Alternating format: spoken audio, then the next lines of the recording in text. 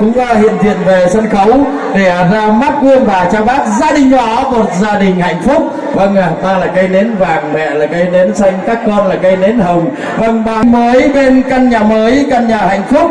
Vâng, 365 ngày mỗi năm, lúc nào cũng hạnh phúc, lúc nào cũng rộn rã tiếng cười và gặp khách rộn ràng. Vui mừng ông chủ nước hồng gia, hân hoan bạn hữu ly trà đậm, nghênh đón đồng lưu cốc rượu pha. Vâng, lần nữa xin được trân trọng cảm ơn rất nhiều tình cảm của các ông các bà bên nội bên ngoại, quý ông bà cha bác, quý vị có khách quý gần xa. Cảm ơn đội ngũ thợ thầu trong nhiều năm tháng qua đã bằng bàn tay khéo léo đó sáng tạo của mình. Hôm nay dành cho gia đình chúng tôi một căn nhà lộng lẫy và hạnh phúc. Vâng, nó không sánh bằng các villa của các đại gia từ Hà Thành hay Sài Thành, nhưng cũng đủ để hai gia đình chúng tôi có chỗ che mưa chờ nắng, sớm tối chiều có nhau. Một lần nữa xin được cảm ơn rất nhiều, và để thay lời cho gia đình xin mời để cảm ơn đến ông bà cha mẹ hai bên cũng như quý vị có khách quý hôm nay dành tình cảm đặc biệt này cho gia đình chúng ta. Xin được cảm ơn và kính mời.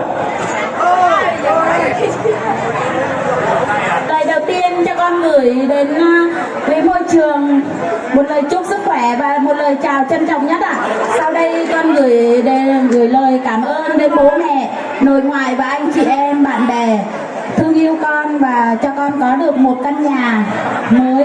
Hôm nay là con chọn ngày lành tháng tốt, con vào nhà mới, con cũng không biết nói gì hơn. Con cảm ơn tất cả mọi người, quý khách có mặt trong buổi tiệc ngày hôm nay. Chúc quý khách ăn ngon miệng ạ. Và sau đây con gửi đến chúc môi trường. Buồn quá con không nói được nữa. Xin hết.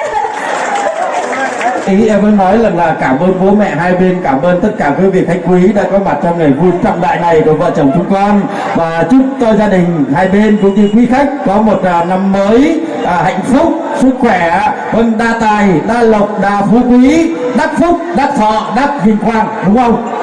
Xin cảm ơn.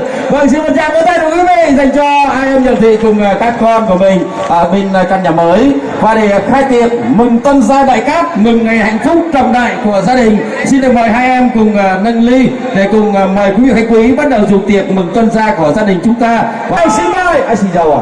Vâng, xin mời anh. Vâng, xin mời quý vị ạ. 1, 2, 3. Xin được cảm ơn và xin được chúc mừng gia đình, và cảm ơn rất nhiều tình cảm của quý vị khách quý hôm nay đã dành trọn vẹn cho gia đình chúng tôi bên ngày hạnh phúc trọng đại này.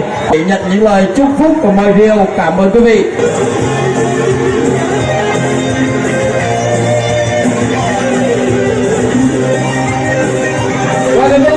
Món quà này là sự trân trọng và nhiều những món quà rất ý nghĩa của anh chị cũng như các vị khách quý hôm nay về chung vui và chúc mừng cho gia đình hôm nay.